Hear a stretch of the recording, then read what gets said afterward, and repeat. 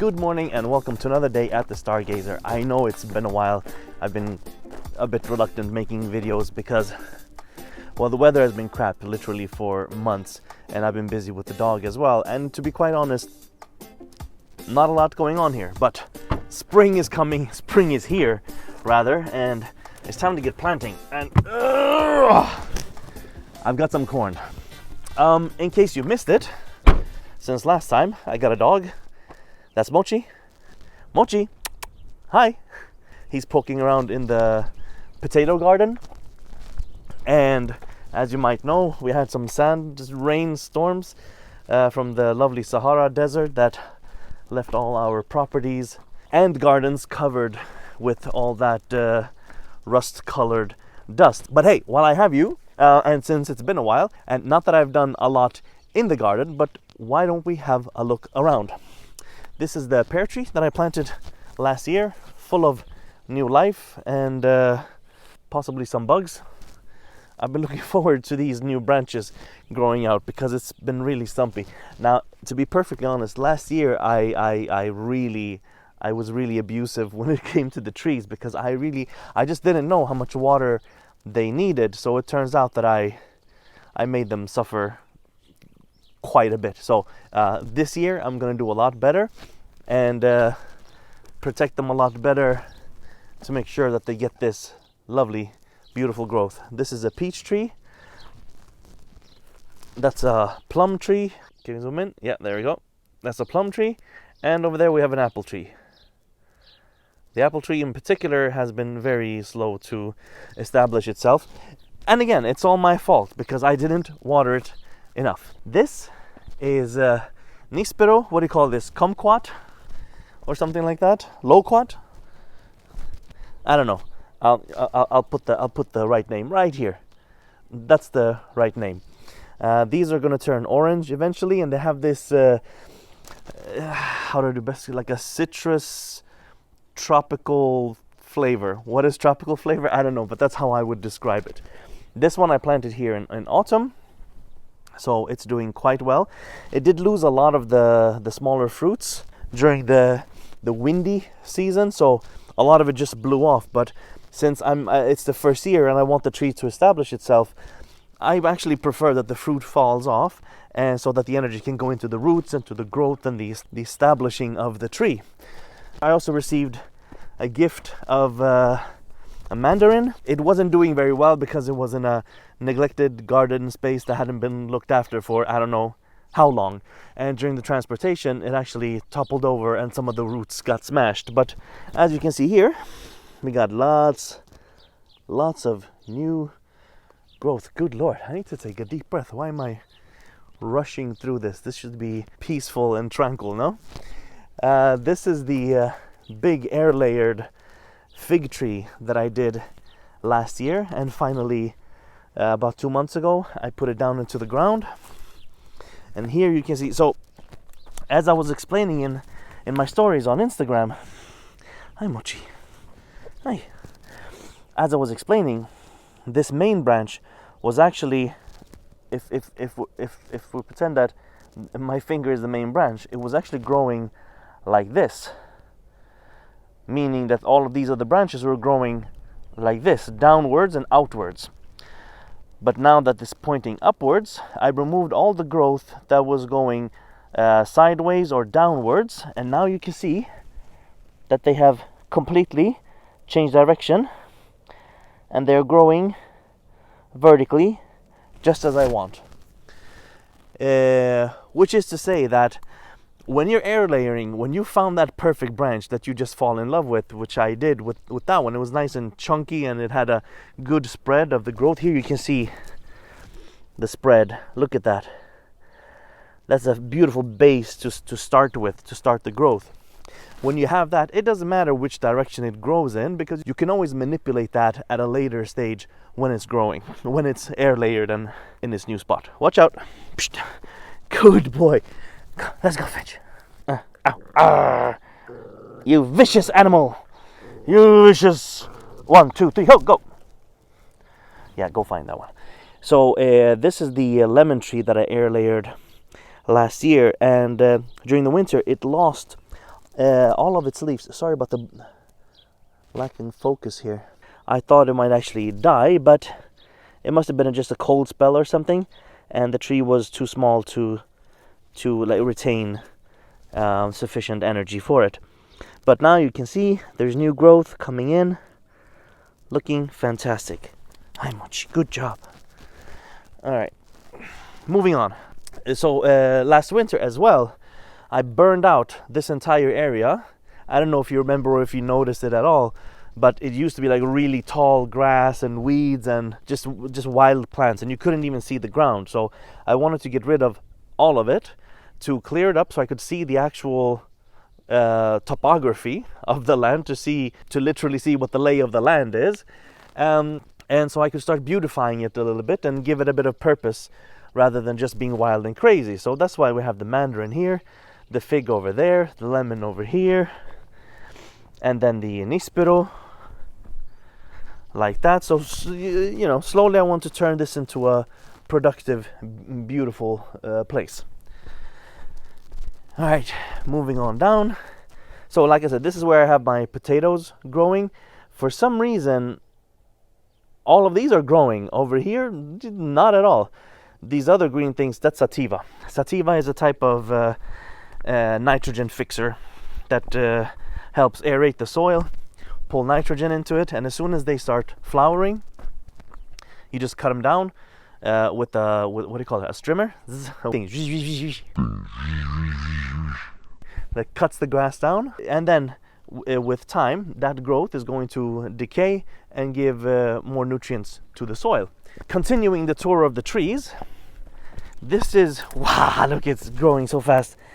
This is another air layered fig, and the new growth is just sublime. Very happy about this one. It's really strong. How do I know it's really strong? Because I really neglected it last summer, and it's been out here.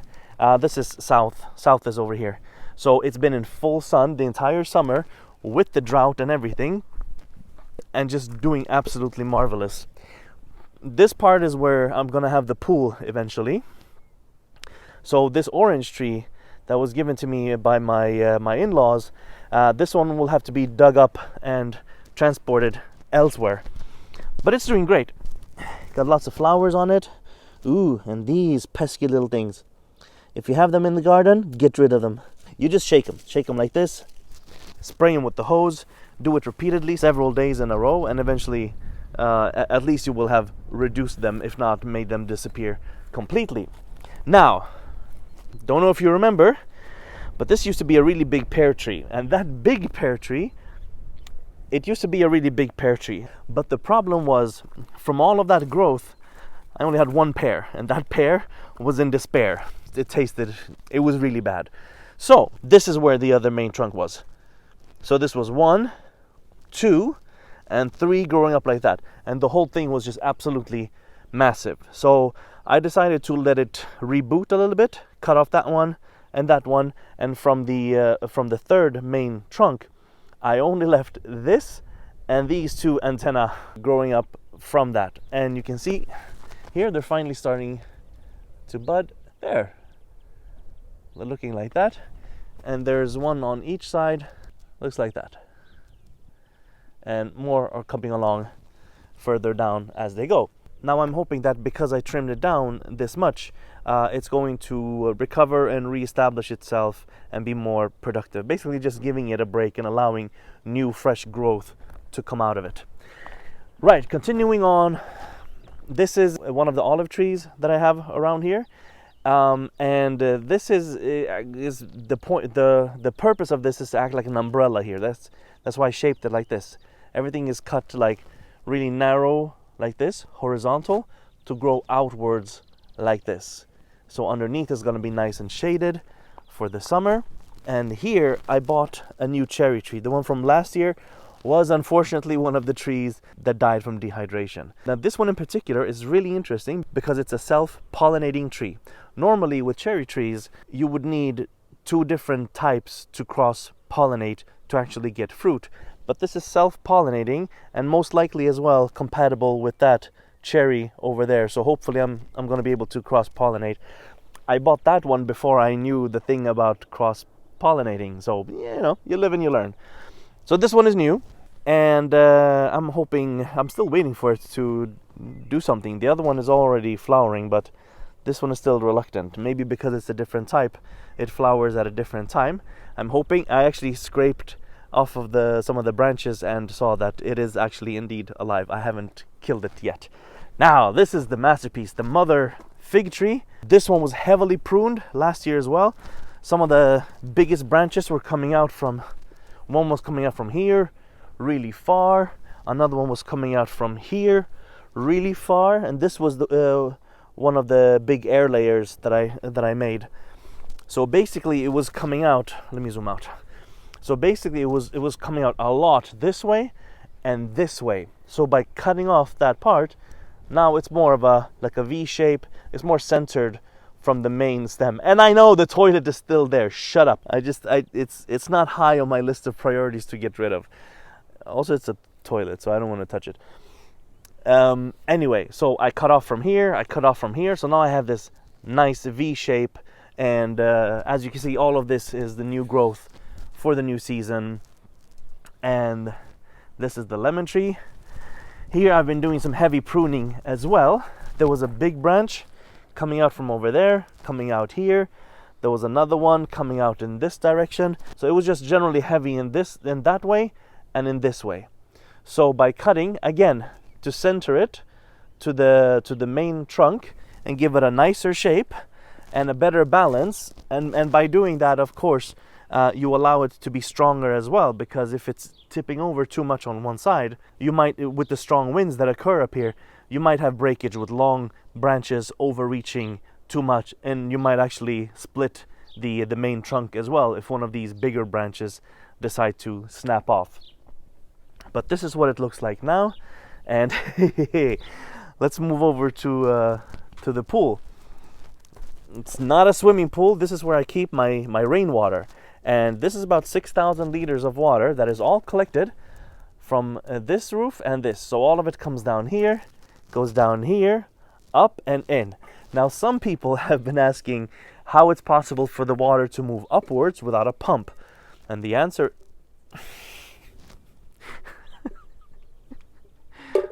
Are you trying to tell me you're hungry? And the answer is gravity.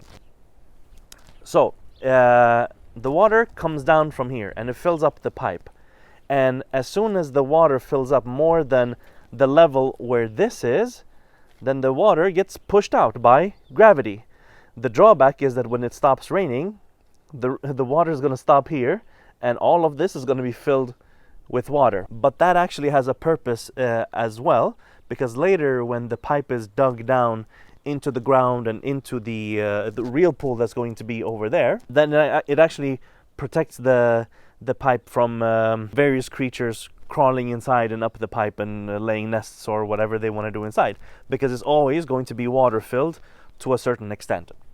Now this accumulated in about 2 days from just that. Now some people like to point out that it's illegal to harvest rainwater because it actually belongs to the government or whatever.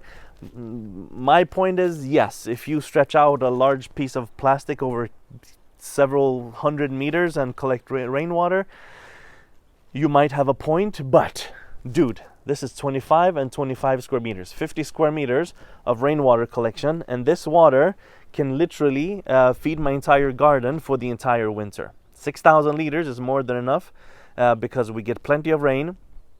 And it's not that hot, so I don't need that much water. But even if we were to say that this is during the height of the drought during the summer, these 6,000 liters would provide sufficient water for me to water the entire garden, which is that one and the one behind the house, as well as the trees, and that would be able to sustain the garden for at least 2 weeks. And that's a long time. Every day counts, every week counts, most certainly. 2 weeks of actual rainwater. Dude, rainwater is magic compared to tap water. Just saying. So if you have the opportunity, do something similar. It's absolutely fantastic. Even if you keep a pool like this, you can even add a filter to keep the water clean. The reason why it's this murky is because of the sand dust that was flying in, of course. Otherwise, this water would just be maybe a bit light green or something like that. But you can actually remedy that by putting a little island of floating aquatic plants. They actually use up those nutrients, not making it possible for algae to grow. Throw in a couple of fish and you don't get any mosquitoes either. Happy days. Right, let's get back to the trees. What's better, by the way? This angle or this? Wide angle? I'm gonna go with the wide angle because it's the laziest one. Alright, so this is my citrus hybrid thing. Now look over here, look at that little booger. Look, these guys, you want to get rid of them. I just smack them. And sometimes I smack off the flower as well. I actually don't want too many fruits to set. I have one here, still a couple of flowers to oh, the smell is fantastic. A couple of more here. So this is like a blood orange hybrid type of tree. There used to be a unidentified, I think it was a peach or plum tree or something like that, really small, and I actually dug that up, and I couldn't bear throwing it away, so I decided to just put it in a bucket and leave it like that. But lo and behold, it actually survived, and it's doing quite well. And the bucket is actually full of pine needles from these pine trees. I just took them from there because I didn't have any compost or soil. I just filled up the bucket, and it's doing better than I have ever seen it. It was really small when I dug it up, so I wasn't very concerned with it. But I'm gonna keep it for now, of course. As soon as I've flattened the land below as well, I'm going to plant it somewhere down here. Right, I think, yeah, as far as trees go, that's where we're at. Hold on, let me check on the dog. All right, dog is back, I'm back. Of course, I can't continue without mentioning the lawn. Hey, it is lush, it's green, it's beautiful. The dog loves it, I love it. Dude, just chilling here. And look, this is exactly what I was talking about when I made the first video. Look at that beautiful canopy, filtered sunlight peering through. I'm telling you, with a little lawn here, it's gonna look fantastic. After I remove the toilet. And I know the toilet is still there, shut up. And I was talking about the dappled light hitting this area. I mean, this is absolutely just a magnificent area to hang out. Yes, I'm proud, I'm absolutely proud, because it's something I've really been looking forward to. This is the geranium that I had, that was just one pot that I separated into a couple of cuttings, and it's growing like crazy, and now even giving flowers. Now, geranium is fantastic because it keeps mosquitoes away. So this whole area around the lawn, I want to have these type of bug repellent plants, so that, you know, if you're laying down here and relaxing, you want to be as comfortable as possible without having pesky stuff bothering you. Coming back to the lemon tree, I just want to mention this. I had some issues after the sandstorm. Check this out. Right? So these smaller leaves and the smaller new growth that I had, I actually cut off most of it that was dead. But imagine this type of growth. These were covered in that dust from the sandstorm, and they had completely shriveled up and died. Here are the leftovers of that. So I've actually washed off all of the trees, all of the plants, and thankfully I got some new growth coming in now everywhere. Oh, look at that bokeh. Okay, distractions. And now for the actual garden. So this is just some random stuff growing here right now. Nothing has been done for the next season. Nothing major anyway. I have some peas growing here, some beetroots, and I actually left these pepper plants. I trimmed them down, and I wanted to see if they would grow new stuff for the new season, because if it doesn't, then it doesn't matter. I just pull them out and I plant the new ones. But it would be cool to see, like now when we're in April and May, if we're able to get fruit, that would be fantastic as well. It gives you a good head start with the bunch of produce. Peas are growing there. They're going to be done in a few weeks. These are tomatoes from last year. All of these are from last year. This is where I had my tomatoes last year, And during the winter, I've had peas growing here. I left one tomato plant like this overwintered. It didn't do anything really. But then I have lots of peas, and these are garlic. I think I planted it too late last year, and they just did nothing really. And all of a sudden last winter, now they just shot up all of a sudden. So that's cool. This is the broccoli section. This has been my main crop for the winter. It's broccoli, cauliflower, and Brussels sprouts. Broccoli is looking really nice, but now you can see that they're starting to separate. That means they're soon gonna go to flower, which means harvest is imminent. Gotta get that going really soon. Over here I still have some beetroots left.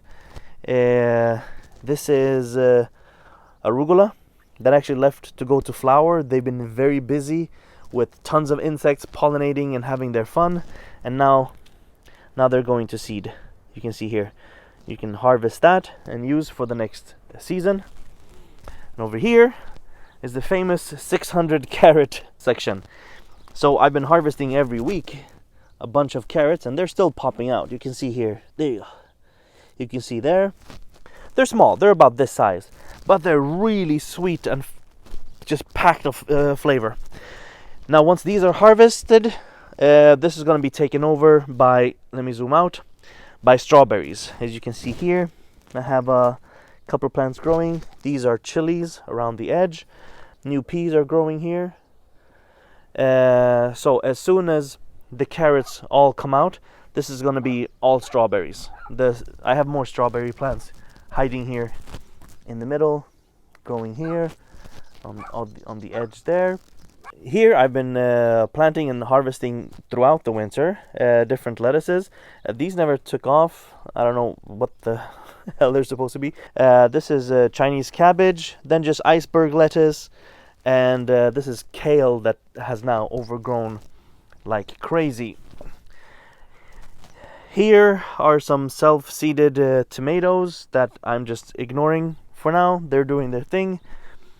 Here I have potatoes growing underneath. I'm hoping they're gonna pop up sometime soon. And this this is over 2 meters tall now. It's going to seed now. You're gonna see here they're gonna start producing the seeds. So it's time to remove those, put them in the compost, and let them be nutrients for the next season. And that, my friends, is the Stargazer update. Quite a long one, even though I haven't done all that much. I think we needed to catch up a little bit before the busy season starts. I think that's about it. Did I forget anything? Nah. As usual, if you have any questions, comments, leave them below. If you haven't subscribed, God knows what's wrong with you. If you like these type of videos, make sure you hit that schmackadoonie. If you like, smells bad. If you like these videos, good for you, good for me. And you might want to subscribe. Shit, man, I'm not good at self-advertising. You know the deal. If you like it, subscribe, do the whole thing, share it. You know. I forgot one thing. Let's move over past the garden and down over here. So this is my wild area. If you haven't seen all my videos, you might not know that I have about 6,000 square meters, ranging from that electric pole thing going down here like that all the way around and up to the gate of the house on the other side. So all that is mine, and I've decided to build another structure here. It's going to be like a tool shed and workspace for me to do stuff, to get seedlings going, and attached to that is going to be a greenhouse as well. So that's going to be plant headquarters rather than the apartment in Malaga. Because that's getting increasingly difficult with 2 kids and a dog now as well. So I might want to just keep everything going here. So the structure is going to be here, and the greenhouse next to it here. And then I'm going to try to flatten as much of this area as I can to start planting new gardens, new projects, new experiments, tons of trees, and we'll see how that goes. And I will leave it at that. I hope you guys enjoyed this video. I will see you in the next one. Until then, take care.